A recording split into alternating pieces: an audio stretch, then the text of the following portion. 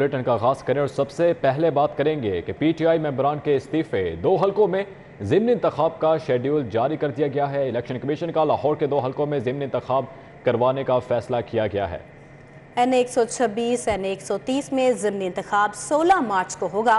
कौमी असम्बली के नशिस्तें मेंबरान के इस्तीफों के बाद खाली हुई थी। तफसीलात जानेंगे। इस हवाले से हमारे साथ हमारे नुमाइंदे उस्मान खान मौजूद हैं। उस्मान, अपडेट कीजिएगा ज़िमनी इंतखाबात के शेड्यूल के बारे में। जी बिल्कुल, इलेक्शन कमीशन ने लाहौर के 2 हलकों में ज़िमनी इंतखाब करवाने का फैसला किया है। ये वो 2 हलके हैं NA 126 और NA 130 जो पाकिस्तान तहरीक इंसाफ के 2 मेंबरान जिनमें शफकत महमूद और हमाद अजहर है, इनके इस्तीफे मंजूर हुए थे। उस पर अब इलेक्शन कमीशन ने इलेक्शन करवाने का फैसला किया है।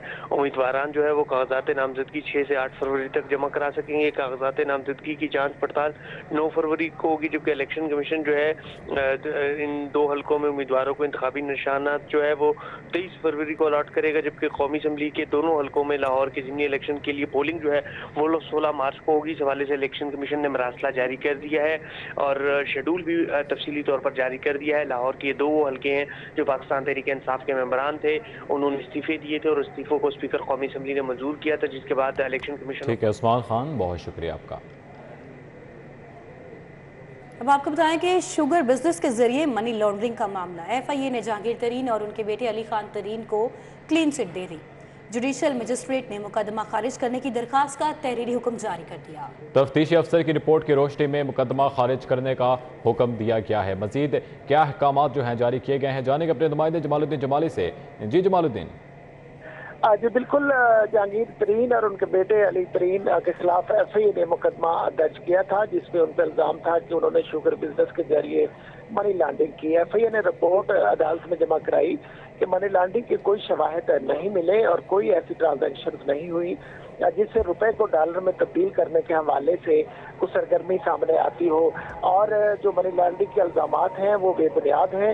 FIA ने अपनी रिपोर्ट में कहा कि जो security and exchange commission of Pakistan के रूल्स और ज़ाब्ते के मुताबिक जो है वो तमाम मामलात हुए और ये इन्वेस्टमेंट का केस था, मनी लॉन्ड्रिंग का केस नहीं था।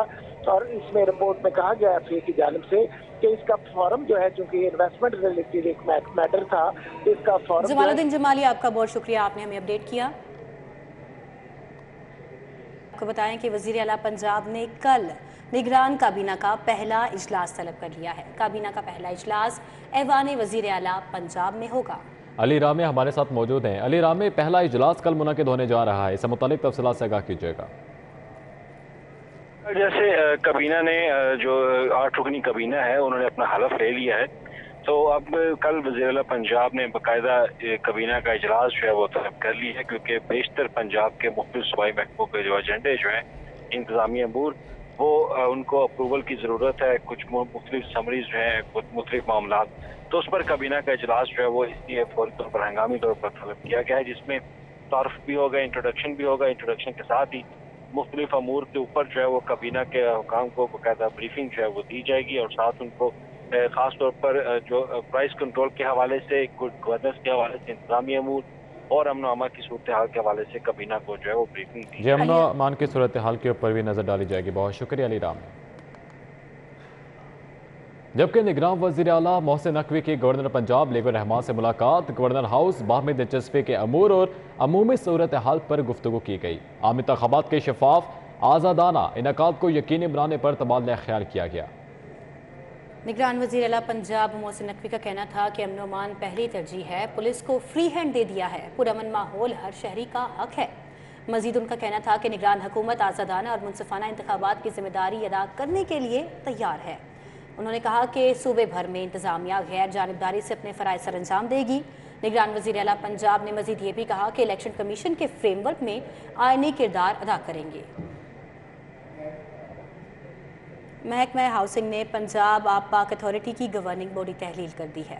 निगरान वज़ीर आला पंजाब के हुक्म पर गवर्निंग बॉडी तहलील की गई है। दुरे नयाब से मजीद तफसीलात जानेंगे। जी दुरे नयाब। जी बिल्कुल, निगरान वज़ीर आला पंजाब सैयद मौसम रज़ा नकवी के हुक्म पर अब तमाम बॉडी को तहलील किया गया है, और इसमें जो पंजाब आबा पाक अथॉरिटी है उसकी गवर्निंग बॉडी के चेयरमैन और तमाम मेंबरान की जो है डीनोटिफिकेशन करने की मंजूरी हो गई है। महकमा हाउस ने इसका नोटिफिकेशन जारी किया है। इसमें चेयरमैन अवैध रिशक, उसके अलावा मेंबरान जो है डॉक्टर शकील खान कामरान मलिक, यासिर डिजुआ और इसके साथ साथ दीगर मेंबरान जो थे उनको डिनोटिफाई कर दिया गया है। जी दुर्र नयाब, आपका बहुत शुक्रिया, आपने हमें अपडेट किया। Pakistan kidney and liver transplant institute को इंजेक्शन ATG मिल गए।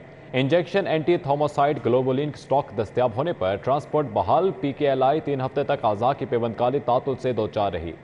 इंजेक्शन ATG का बैरून मुल्क से स्टॉक आने पर ट्रांसप्लांट की सहूलत को बहाल कर दिया गया है। आइंदा 2 माह का इंजेक्शन ATG का स्टॉक मौजूद है। तर्जुमान PKLI की जानिब से ऐसा बताया गया है। मजीद क्या कहा गया है तर्जुमान की जानिब से जानेंगे जाहिद चौधरी से। जी जाहिद चौधरी, बताइएगा।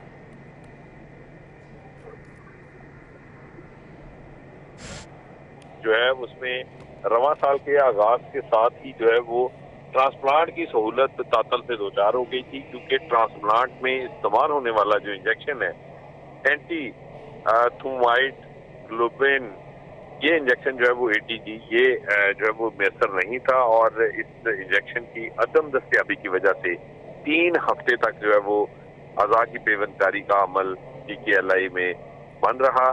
ताहम अब PKLI को इन इंजेक्शन की जो है वो जो खेप है वो पहुंच गई है और ये स्टॉक मौजूद होने पर अब दोबारा मामूल के मुताबिक PKLI में जो ट्रांसप्लांट है उनकी सहूलत बहाल कर दी गई है।